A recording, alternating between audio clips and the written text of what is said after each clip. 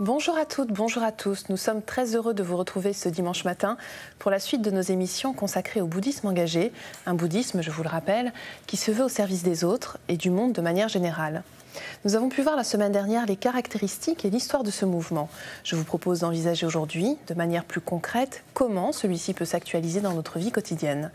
Nos deux invités incarnent, chacun à leur manière, une facette de ce bouddhisme engagé. Ils nous font partager leur expérience. Ji-hoon Eric Romuluer, bonjour. Bonjour. Vous êtes enseignant bouddhiste, vous pratiquez le bouddhisme dans la tradition zen depuis 35 ans à peu près. Vous participez à un certain nombre d'activités, dont la création et le développement d'aumôneries bouddhistes en milieu carcéral. Merci d'être avec nous aujourd'hui. Merci. Emmanuel Olivier, bonjour. Alors, vous pratiquez quant à vous le bouddhisme depuis plus de 20 ans, à la fois dans la tradition zen et vipassana. Vous avez été moine en Thaïlande. Et lorsque vous êtes revenu, vous avez dirigé l'Amiral, que vous dirigez d'ailleurs toujours, un bateau de croisière reconverti en centre de réinsertion sociale pour grands exclus, donc sous le pont de Neuilly, en région parisienne. Merci d'être avec nous aujourd'hui. Alors Thich Nhat Hanh nous dit que le bouddhisme engagé, finalement, c'est le mettre en pratique lors de chaque instant, dans notre vie quotidienne. Est-ce que c'est aussi de cette manière que vous le concevez ? Tout à fait. Je pense qu'il y a trois niveaux pour moi de conception du bouddhisme.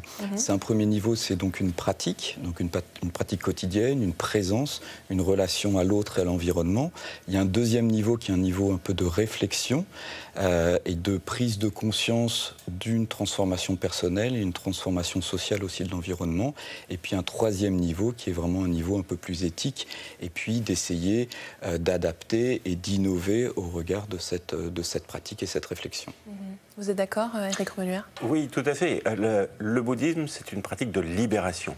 Pas du tout de se libérer du monde au sens de partir, mais de se libérer d'un certain nombre de fonctionnements, de traits, de comportements. Donc c'est une pratique de l'instant, une pratique ancrée, dans toutes les dimensions possibles, et voilà, de les dimensions personnelles jusqu'aux dimensions sociales. Alors Emmanuel Olivier, votre engagement se traduit de différentes manières, à la fois dans le milieu laïque et bouddhiste. Est-ce que vous pouvez nous en parler ? Alors au niveau de l'engagement, donc c'est un engagement, j'ai eu la chance de pouvoir avoir un engagement professionnel qui allie et une pratique et un engagement professionnel auprès des plus démunis. Donc aujourd'hui, j'ai plusieurs engagements. Donc il y a ce travail auprès des personnes en situation de grande exclusion sociale, donc en région parisienne. Et j'ai aussi fait tout un travail qui continue en Asie du Sud-Est à travers du commerce équitable pour permettre à des personnes de pouvoir renouer avec un travail à travers leur culture, donc autour de la soie notamment, en Thaïlande, au Laos et puis au Cambodge. Alors je le disais en vous présentant, vous avez été moine en Thaïlande. Ça a été décisif, je crois, ce parcours spirituel en ce qui vous concerne par rapport à votre engagement. Oui, tout à fait. C'est-à-dire que j'ai rencontré la tradition du bouddhisme Theravada. Suite au tsunami, en fait, je suis intervenu en Asie du Sud-Est. Et après cette année et demie où j'ai pu travailler vraiment dans le sud de la Thaïlande, j'ai décidé de prendre un congé pour pouvoir vivre une vie de moine. Donc avec une partie en monastère et puis une partie aussi dans ce qu'on appelle le Tudong, c'est-à-dire moine errant dans le nord de l'Asie, Thaïlande et Laos. Et puis de vivre notamment dans des grottes et dans de la forêt, la tradition des moines. Et donc lorsque vous revenez, c'est en 2007 je crois, vous décidez de mettre en place un projet de stabilisation donc pour les grands exclus. De quoi s'agit-il plus précisément, Emmanuel Olivier ? C'est-à-dire qu'en 2007, c'est le moment des Don Quichotte à Paris et une réflexion au niveau de l'État et au niveau des associations sur ce qu'on propose pour l'accueil des personnes en situation de grande exclusion sociale.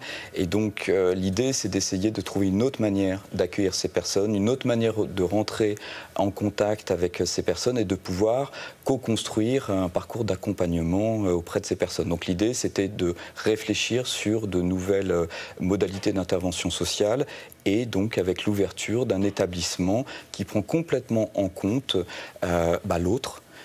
Et puis le rapport entre soi et l'autre, donc sur une manière un peu différente et puis expérimentale d'accueillir ces personnes. Alors Eric Romuluer, faisons mieux connaissance avec vous maintenant. Quel a été votre parcours à vous de bouddhiste engagé? Comment est-ce que ça s'est passé?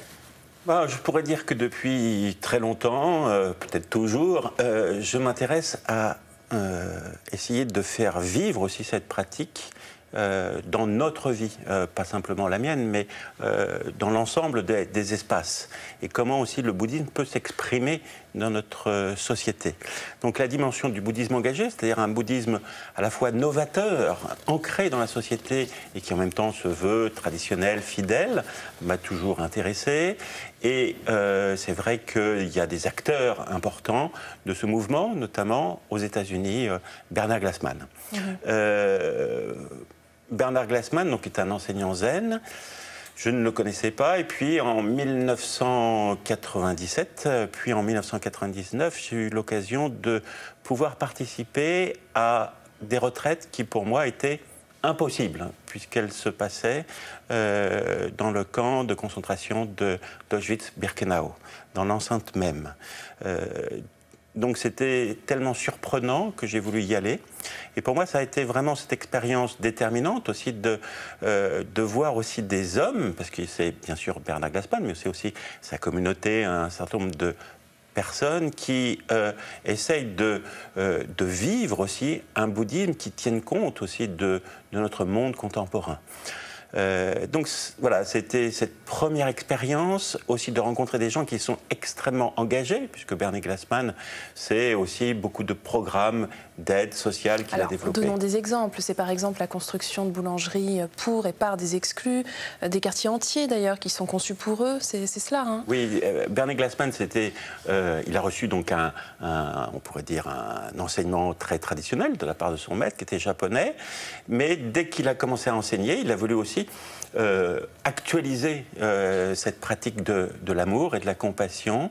Donc ça s'est exprimé pour lui par effectivement des programmes concrets d'aide aux sans-abri, l'édification ou la construction d'une boulangerie où en fait c'était ses disciples et des SDF qui faisaient à manger ensemble. Donc c'était à la fois un lieu d'expérimentation et un lieu où on pouvait approfondir le bouddhisme du monde contemporain. Alors je crois savoir, Emmanuel Olivier, que Bernard Glassman vous a également beaucoup inspiré. C'est un modèle pour vous? Oui, tout à fait. Je l'ai rencontré juste avant de faire une retraite de rue sur Paris et donc faire ce fameux plongeon et perte de repères dans un environnement qu'on ne maîtrise pas. Et c'est vrai que c'est quelqu'un qui m'a beaucoup apporté et qui m'apporte encore beaucoup aujourd'hui et qui a donné une impulsion pour que je puisse aussi prendre cette voie professionnelle d'engagement. Alors concrètement, que se passe-t-il aujourd'hui en ce qui concerne le bouddhisme et l'engagement social, Éric Romeluère?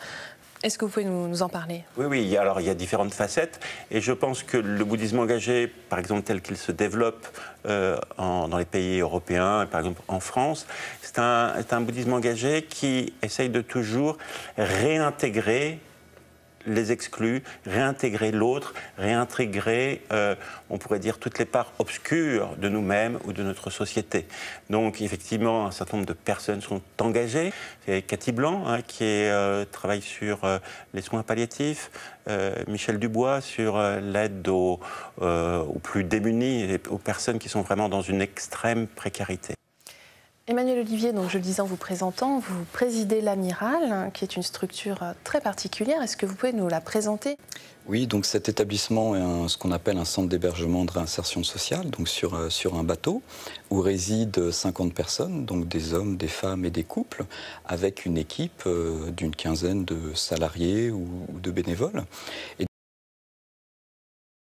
avec des personnes, alors en principe, c'est de la réinsertion, sauf qu'on accueille un public qui a un certain nombre d'années de rue et un certain nombre de problématiques. Donc l'idée, c'est vraiment de prendre en considération la personne dans toute sa dimension d'être humain. Donc c'est-à-dire qu'on part du principe, par exemple, que toute personne a des compétences et qu'il s'agit de valoriser et de permettre une expression de ces compétences dans un environnement. Donc il y a aussi bien un accompagnement au niveau de la personne, de l'individu, et un accompagnement sur un collectif et dans les relations entre les personnes. Donc c'est vraiment un lieu de vie où les personnes, en fonction de leurs compétences et de leurs envies, participent à ce lieu de vie et donc co-construisent un projet sur le long terme. Donc c'est un travail qui est en même temps un travail très professionnel et d'un autre côté qui est aussi un engagement, puisqu'on travaille sur de l'humain, et c'est vraiment de pouvoir ensemble travailler sur des questions qui vont de problématiques administratives ou de santé jusqu'à des questions existentielles. Alors, Éric Remuller, nous arrivons déjà à la fin de cette émission. Est-ce que vous pouvez nous dire un mot sur les actions de l'Union bouddhiste de France, car il y en a, en ce qui concerne le domaine social? Je crois avoir entendu parler qu'il y avait pas mal de commissions, notamment. Oui, oui. Donc le paysage du bouddhisme aussi se modifie au cours des années, et aujourd'hui donc il y a une institutionnalisation du bouddhisme, c'est-à-dire aussi la reconnaissance que les bouddhistes sont collectivement crédibles et aussi qu'ils peuvent apporter, soutenir un certain nombre d'organisations ou de personnes. Donc l'Union bouddhiste de France s'est engagée depuis maintenant 2 ans sur un certain nombre d'activités qui sont la participation au Conseil de l'Europe, le développement d'aumônerie en milieu hospitalier. D'ailleurs, signalons ce sujet que Daniel Chevassus vient d'être nommé aumônier dans le milieu hospitalier de Marseille, je crois. Hein. Tout à fait. Et puis aussi, donc, un autre aspect, celui sur lequel je me consacre depuis maintenant quelques mois, même quelques années, puisque ça fait 2 ans, qui est la création et le développement d'aumôneries bouddhistes en milieu carcéral. Et pour moi, c'est très beau, hein, c'est une façon d'actualiser aussi cette pratique d'une manière nouvelle, originale. Même il y a 2 ans, j'aurais sûrement pas pensé m'investir, m'engager dans ce domaine. Et nous apportons vraiment des choses. Hein. Aujourd'hui, il y a des aumôniers qui sont agréés par l'administration pénitentiaire. Donc en fait, pour conclure, Emmanuel Olivier, est-ce qu'on peut imaginer que la pensée, l'activité bouddhiste doit inclure justement cette conception du monde, notre implication dans le monde, avec notamment peut-être un travail sur l'ego à faire? Oui, tout à fait. Je pense qu'on peut pas s'en passer. Et dans une démarche spirituelle, dans une progression spirituelle, le lien avec l'environnement, alors l'environnement de manière large, il y a l'environnement à l'individu, mais il y a l'environnement aussi, notre rapport par rapport aux sociétés. C'est la question, par exemple, de David Lloyd. Est-ce qu'une entreprise n'a pas aussi un ego? C'est des questions qui sont d'actualité, et c'est des questions qui se posent aujourd'hui dans les sanghas. Et alors, vous êtes optimiste sur le développement du bouddhisme engagé en France? Pour ma part, oui, parce qu'on sent aussi une certaine joie à pratiquer et puis à s'ouvrir à ce monde et à ces questions. Et donc, la joie amène l'énergie de pouvoir pour y arriver. Éric Remuller, un mot pour conclure? Oui, tout à fait. Je rencontre beaucoup de bouddhistes ou de pratiquants bouddhistes qui sont actifs aussi dans la société civile et qui ne souhaitent que marier ou d'unir ces 2 aspects dans leur vie. Et c'est aussi tout le projet aussi d'un bouddhisme engagé qui travaille sur tous ces aspects. Et ça commence vraiment de manière très concrète aujourd'hui. Très bien, vous reviendrez nous en parler. Merci beaucoup à tous les deux d'avoir été avec nous aujourd'hui. Et pour terminer, voici quelques livres que nous vous recommandons. Tout d'abord, l'ouvrage de notre invité Éric Remuller, publié aux éditions du Seuil, Le bouddhisme engagé, sur lequel nous sommes basés pour préparer cette émission.